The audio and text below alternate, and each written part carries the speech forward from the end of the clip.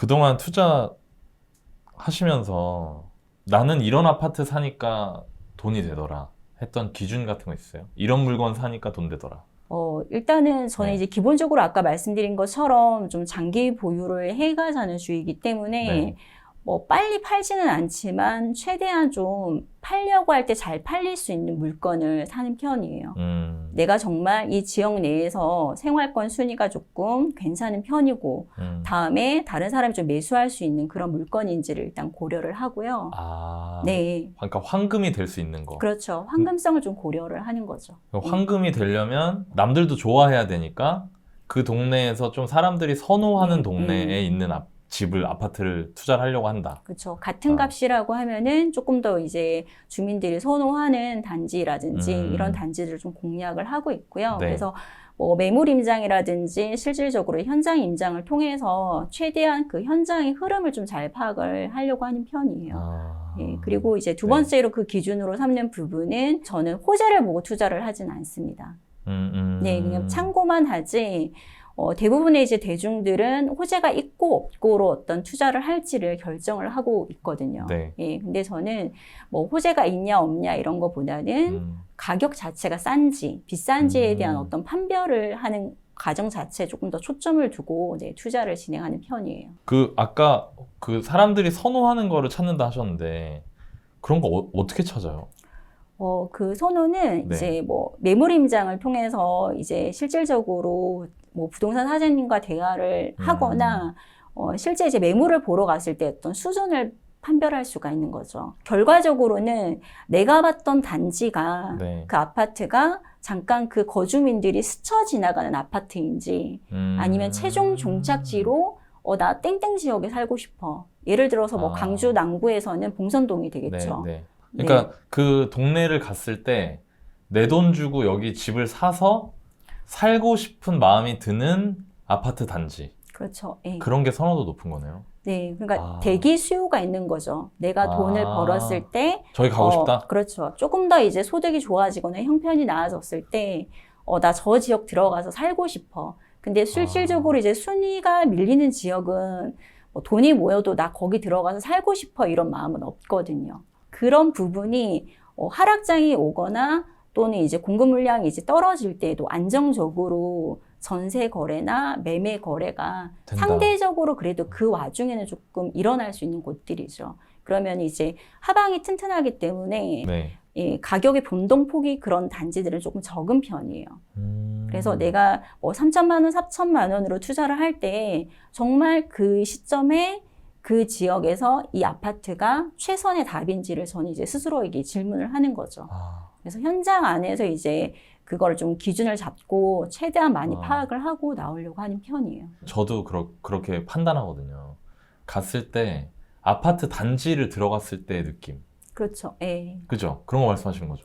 예, 단지 느낌도 있고 네. 또 매물을 봤을 때 이제 그 집의 전체적인 어떤 분위기나 그 집 안에. 예, 그러니까 지역 자체 어떤 생활권별로 어떤 수준의 격차가 가끔 좀 벌어진다라는 걸 느낄 수가 있거든요. 그쵸, 그리고 그쵸. 이제 대화를 하다 보면은 이제 이사 가는 곳이 A라는 지역에서는 B라는 지역으로 넘어가려고 하시는 분들이 많다라는 걸 통해서 축전에서 분당. 그렇죠. 예. 예를 들어서 이제 분당에 지금 들어가려고 하는 내가 기회가 되면 분당에 들어가서 살고 싶다라고 하지 아무리 이제 역으로 연결이 되어도 경기 외곽에 있는 뭐 땡땡 지역으로 가고 싶다거나라고 생각하지는 않거든요. 아무리 신축이어도. 맞아. 네. 네, 그러면은 시장이 이제 얼어붙는다고 하더라도 분당 같은 지역은 이제 버틸 수 있는 거죠. 네, 그리고 이제 뭐 가끔 매물 임장을 가면은 집에 이제 명품이 엄청 많이 이제 즐비한 곳들도 있고 다 이제 그런 곳들도 있잖아요. 가장 가볍게 외부에서 확인할 수 있는 거는 저는 좀 차이인 것 같아요. 지금 마스터님 말씀하시는 거 들으시는 분들은 그러실 수 있거든요. 그러니까 뭐야 마스터님 그냥 상승장에서 투자해서 그렇게 된 거 아니야? 나는 지금 다 올랐는데 나는 투자해도 마스터님처럼 막 40억씩 못 버는 거 아니야? 이럴 것 같은데 지금 해도 될까요? 네, 저는 지금도 여전히 투자가 가능한 시장이라고 보고 있고요. 네. 저도 이제 돌이켜보면은 이전에 이제 상승장에서 그런 생각을 했던 사람 중에 한 명이었었어요. 그래서 맞아. 예, 맞아. 이제 그런 기회를 좀 놓쳤고 나는 이제 부동산 투자라든지 이거를 방법을 통해서 자산을 쌓을 수 있는 기회는 좀 영원히 없을 거라고 생각을 했던 사람 중에 한 명이었었는데요. 실제로 다시 이제 수도권 상승장에 이번 장을 겪으면서 그리고 또 이제 최근에 이제 지방장을 겪으면서 또 자산을 쌓은 케이스였기 때문에 현재 시점에서 물론 이제 많은 사람들이 봤을 때 정고점이 돌파했고 그리고 이제 과거에 내가 이제 바닥에서 봤던 시세들을 생각을 하다 보니까 내가 너무 고점에서 사는 게 아닐까라고 생각을 하고 네, 조금 투자를 이제 주저하고 계시거든요. 네. 근데 그럼에도 불구하고 그때 이제 중심을 잡고 봐야 되는 부분은 현재 기준 안에서 지역 간의 이제 비교를 통해서 좀 싼 물건을 매입을 하면은 충분히 그 안에서도 이제 수익을 가져갈 수 있는 부분들이 있거든요. 네, 근데 그 과거의 그 시세를 기억하다 보니까 완전히 이제 투자할 수 있는 기회의 문이 닫혔다라고 생각을 하시는 거죠. 과거 가격 생각하니까. 그러니까 이거 내가 이 돈 주고 못 사겠다. 네. 부동산 사장님들 그런 분들 맞아요. 많았는데. 저도 이제 현장에 가면 사장님들이 절대 안 사시거든요. 예, 저희가 이제 사러 갔을 때에도 이전에 이제 이게 몇 그쵸. 억짜리였는데 네. 내가 그때 샀었어야 되는데 왜 굳이 이 가격을 주고 살 필요가 있을까라고 생각을 하세요. 근데 이제 전체적으로 지역 간의 비교를 통해서 결국에는 전국 단위로 수도권이든 광역시든 그리고 이제 지방의 중소도시 가격을 비교하면은 충분히 걔가 이제 가치 대비 싸다면 그 가치만큼은 안전마진으로 저희가 이제 확보하고 갈 수 있는 수익금이 되는 거거든요. 예. 그런 부분이 있기 때문에 내가 지금 현재 시장 안에서 볼 수 있는 최선의 선택을 하시면 그 작은 돈을 뭉쳐서 결국에는 뭐 1억이 되고 2억이 되는 거지 가장 좋은 타이밍을 맞출 거라고 생각하면서 기다리실 필요는 없다 이렇게 말씀드리고 싶어요. 네. 일단 해봐야 된다. 네, 그렇죠. 예. 이런 거 알아도 종잣돈 있어야 투자가 될 텐데 아이들을 둘을 키우셨잖아요. 네네. 그러면은 애들한테 드는 돈이 이게 또 무시 못할 거란 말이에요. 그리고 아까 얘기하신 거 보면은 아이 한 7살, 9살 막 요럴 때 하신 거잖아요. 네네. 그럼 실제로 그런 것까지 다 감안하면서 가계 운영을 하셨을 텐데 담보대출 상환하면서 종잣돈 어떻게 모으셨어요? 일단은 뭐 급여가 얼마라고 하더라도 저희는 이제 그 저축률 자체를 일단은 정했어요, 먼저. 그러니까 최저 60% 이상은 좀 종잣돈으로 모으자라는 생각을 했고요. 그래서 이제 60에서 70 정도를 이제 기계적으로 급여 받는 날에 종잣돈 모으는 통장으로 그냥 바로 이체를 시켰어요. 그리고 4인 가족이요? 네, 그런 상황에서 일단은 남은 금액 안에서 일단은 어떻게든 해결을 하고 와, 대박이다. 구겨져 살자라는 주의였었고 뭐 보너스라든지 월 이제 정기적으로 들어오는 급여 이외의 금액도 상여. 예, 상여 금액도 그대로 다 이제 이체를 시켰어요. 그러니까 그러다 보니까 이제 그걸로 좀 모아지는 돈들이 있었고요. 자산 재배치라든지 또는 이제 뭐 저희 같은 경우에 좀 차가 없었기 때문에 지금까지 계속 이제 중고차를 좀 샀었거든요. 예, 그리고 이제 처음에 탔던 중고차도 이제 폐차를 하고 가장 그 마지막에 두 번째로 샀던 중고차도 이제 300만 원으로 사서 그걸 계속 탔었어요. 그래서 한 번도 새 차를 사서 타본 경험은 없어요, 아직. 큰 돈으로. 네. 언제 하나 사? 맞선이 하나 사면 안 돼요? 그렇게 이제 크게 들어가는 이제 금액 자체를 조금 줄여보려고 했어요. 그리고 뭐 생활하면서 아이들 용품이나 이제 이런 부분들은 어릴 때 이제 크게 많이 따지진 않으니까 중고 거래로 제가 이제 좀 구매를 해서 쓰다가 깨끗하게 이제 또 정리를 해서 그걸 되팔아요. 예, 매도하는 거죠.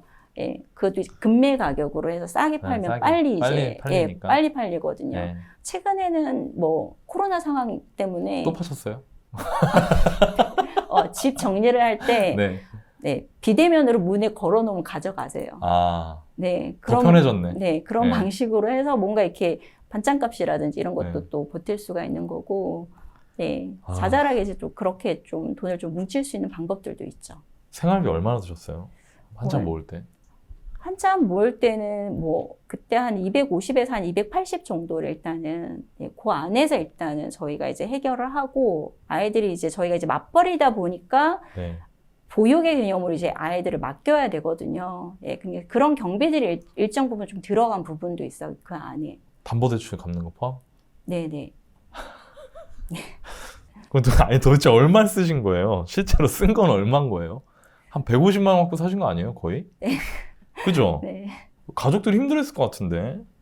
네, 그래도 충분히 네, 생활하는 데는 네, 지장이 없었습니다. 마스터님만 지장 없었던 거 아니에요? 네. 네. 아, 대단하시다, 진짜. 남편분도 직장생활 하셨잖아요, 그죠? 네네. 아이들이 이렇게 막 퇴근하거나 그러지 않았어요? 막 뭐 사달라고? 그래도 그 금액 안에서 일단 소비를 최대한 좀 하려고 했었고요. 네.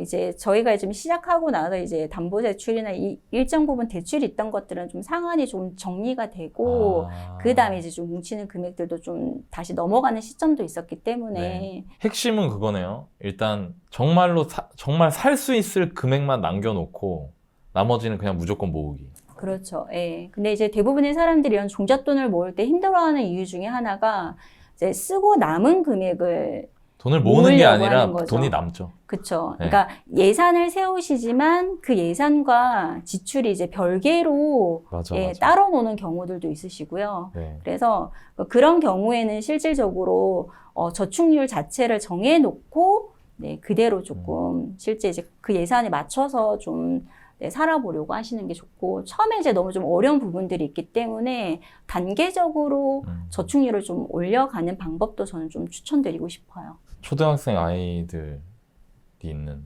지금 중학교 갔나요? 네, 한 명은 중학교 큰애 갔습니다. 중학교 갔어요? 네, 네. 그 한참 엄마 손 필요했을 것 같은데 7년 네. 전이면 네.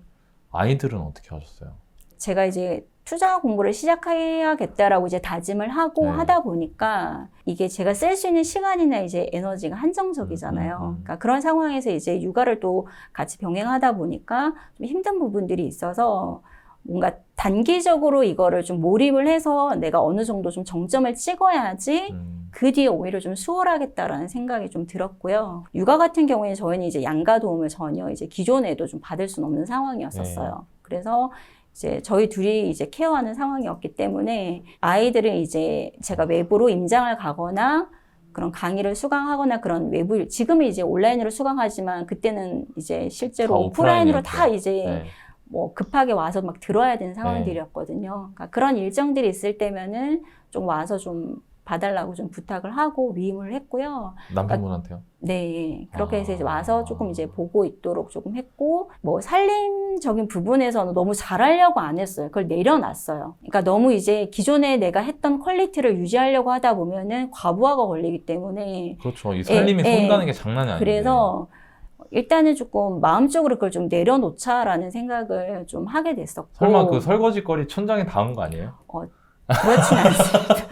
그릇 네. 이렇게 싱크대에서 이렇게 네. 천장에. 네.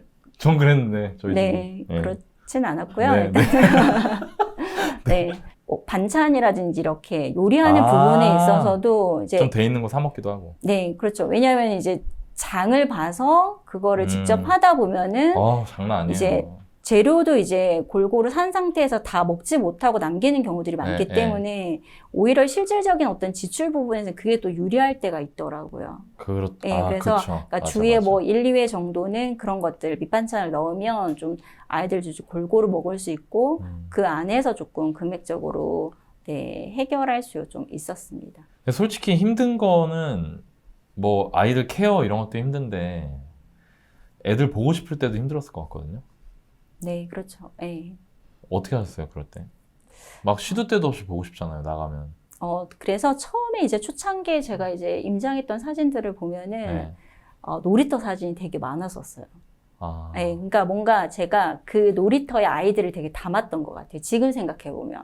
네, 그러니까 그 단지 체크를 하면서 뭐 여기저기 이제 구석구석 단지들을 임장을 하는데. 네, 다 보잖아요, 단지. 네, 그렇죠. 네. 근데 이게 이 놀이터는 되게 첫째가 좋아하는 스타일의 놀이터인데 그 놀이터도 다니다 보면 종류별로 지역별로 다 달라요. 네, 맞아요. 네, 인천 가면은 비행기 모양의 놀이터가 되게 많아요. 맞아요. 네, 네. 다 그게 있거든요. 네, 지역별로 차이까지 느껴지거든요. 근데 그런 것들을 볼 때 되게 아이들이 이제 불쑥불쑥 이제 떠오를 때가 있었고, 그런 시간들이 있었는데.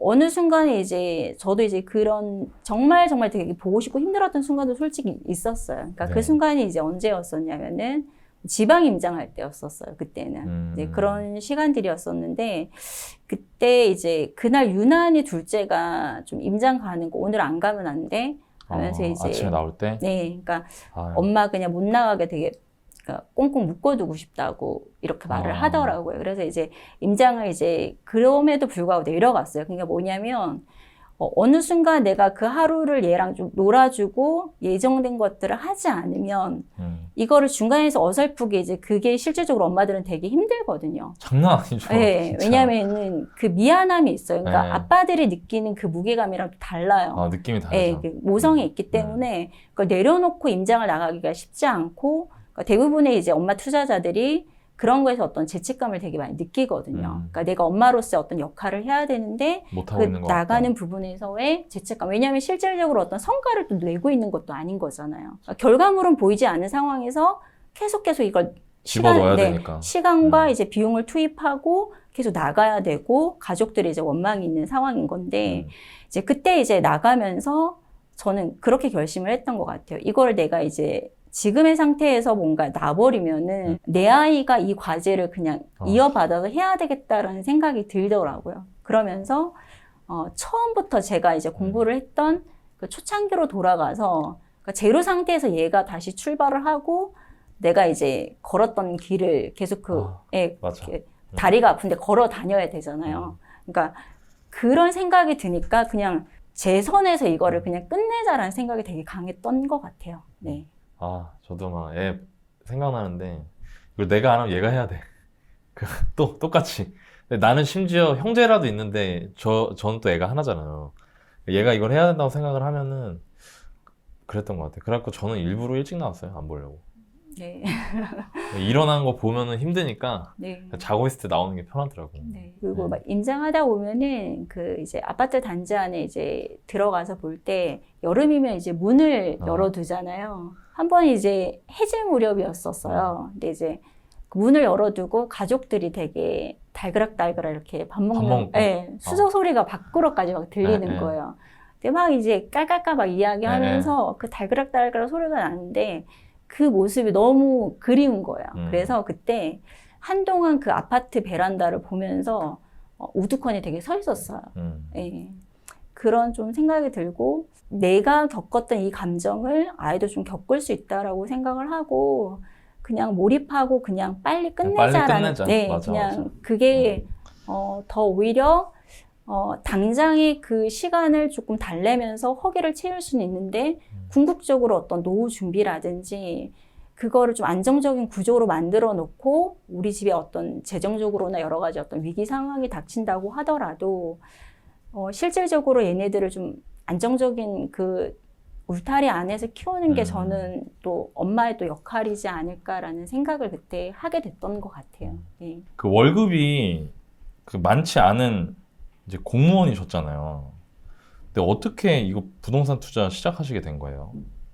이제 투자를 시작하기 전에는 저는 되게 이제 평범하게 워킹맘으로 아이들 키우면서 이제 직장 생활을 하고 지냈었고요. 네.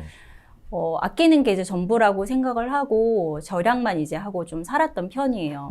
네, 그러다가 그 일상을 좀 유지하는 것도 실은 쉽지 않구나라는 걸 이제 좀 경험하게 되는 일이 있었어요. 진짜요? 네.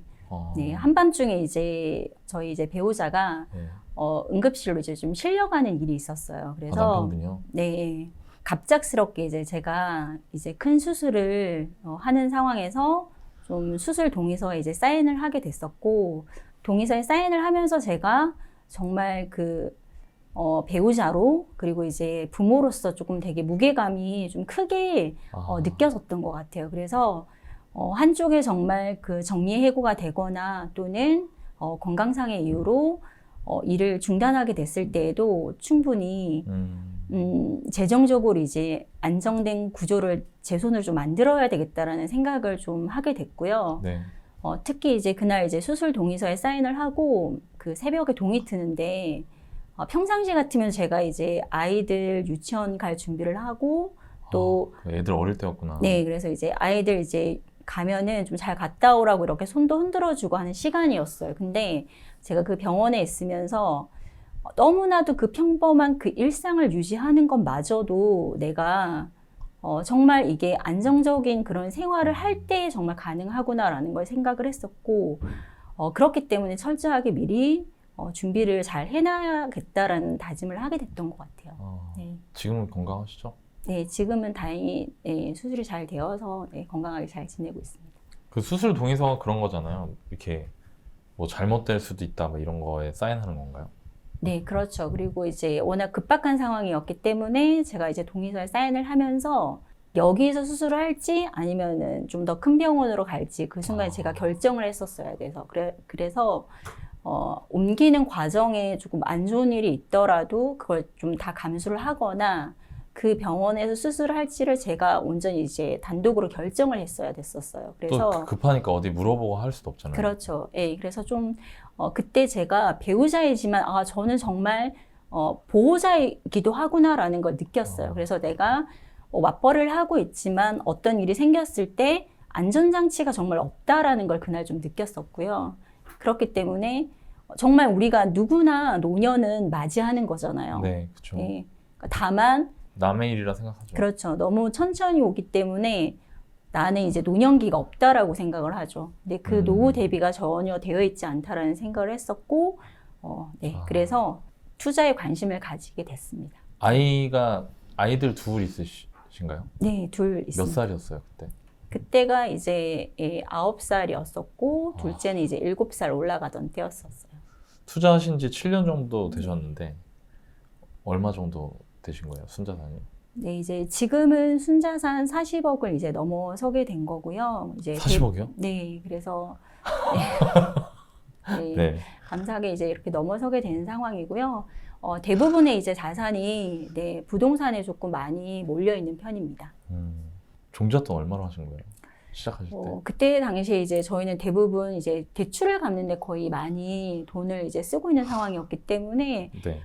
저축하는 금액이 그 당시에는 그렇게 많지는 않았어요. 그래서 저축 조금 한 거랑 변액보험 해지한 금액을 합쳐서 네. 4천만 원 정도로 시작을 했습니다. 이때 대출도 있으셨어요? 몰랐네. 네. 그때 이제 또 나름 이제 장기로 납부해야 되는 대출 금액이 있다 보니까 그때 자가셨어요? 자가거주였어요? 네, 그때 당시에 담보대출 받으셨구나. 네. 그래서 그걸 이제 계속 납부하고 있는 상황이었었죠.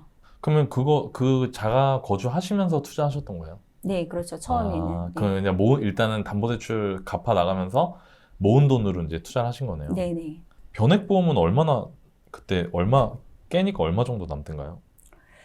그때 한 1,500만 원 정도 남는 상황이었었어요. 이거 변액보험 계속 넣었으면 어땠을까요? 너무 이제 아쉽죠. 왜냐하면 저희가 이제 월 30만 원 정도를 네. 계속 부담하는 상황이었었는데 남편이 이제 아는 분을 통해서 이제 가입을 했고, 네.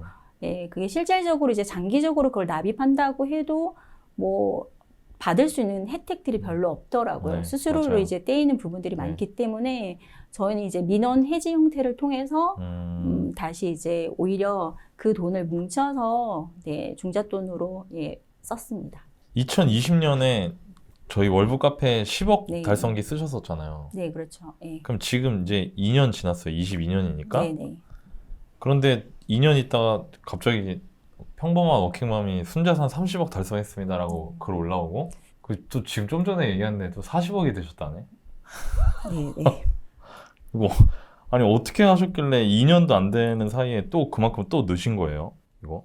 꾸준히 제가 이제 좀 재투자를 했기도 하고요. 네. 이제 크게 봤을 때에는 이제 두 가지 이유가 있는 것 같아요. 제가 개인적으로 생각을 했을 때에는 일단 이제 제가 이제 매수한 물건 자체는 기본적으로 좀 장기 보유를 하는 원칙을 가지고 있기 때문에 네.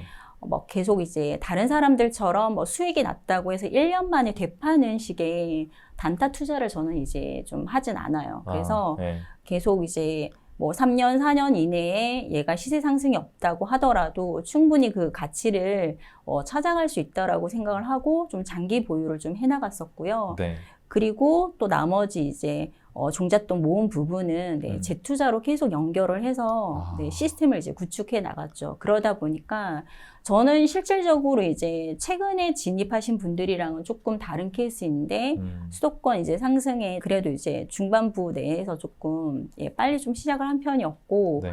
그때는 이렇게 시세 상승의 폭이 가파르진 않았었어요. 네, 가파르진 않았고, 그 상황에서 좀 장기 보유하면서 시세 차익이 좀 늦게 오는 경우도 있었어요. 그러다 보니 10억 달성 이후에 좀 폭발적으로 증가하는 상황이 된 거죠. 맞아요, 네, 맞아요. 네, 네. 그래서 지금의 이제 결과를 조금 냈던 것 같습니다. 네. 그러니까 사실 부동산 관심 가진 지 좀 되신 분들은 아시겠지만 2019년까지 뭐 그때도 많이 오르긴 했는데 2014년, 15년부터 2019년까지 한 4, 5년 동안 오른 거보다 2020년, 21년 이렇게 한 2년 동안 더 많이 오른 것들도 많죠. 맞아요, 그렇죠. 그쵸? 네, 그래서 이게 네.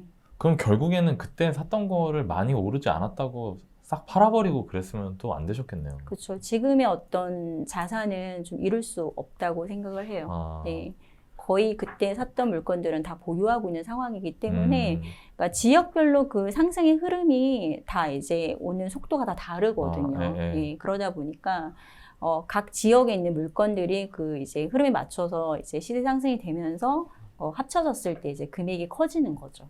네. 그 사람들 중에 그런 사람도 있잖아요. 내 것만 안 오른다고. 네, 그렇죠. 예. 그러니까 가지고 있다가 저희 앞 동네는 다 올랐는데 우리 동네는 아파트 하나도 안 올라요. 이거 빨리 팔고 싶어요. 이런 사람들 되게 많은데. 네, 예. 그때 마스터님은 팔고 싶은 생각 안 드셨어요? 안 오르면? 일단은 저는 이제 제가 충분히 가치 대비 싸게 샀다라고 생각을 했기 때문에 네. 좀 흔들리지 않았어요. 근데 대부분의 이제 대중들 같은 경우에는 단기적으로 이렇게 시세에 어떤 부침이 있으면 되게 불안해 하거든요. 그러더라고요. 그러니까 네, 내가 이제 잘못 투자한 게 아니야라는 좀 생각을 하고 계시고, 그러다 보니까 그 물건에 대한 확신이 없을 때 던지시게 되는 것 같아요. 그리고, 내가 이제 잘못 투자한 걸 좀 만회하기 위해서 그걸 매도를 진행을 하고, 다른 투자를 진행하기 위해서 갈아타시더라고요. 그러니까 그러다 보면은 이제 딱 팔고 나고 바로 이제 오르는 거죠. 예.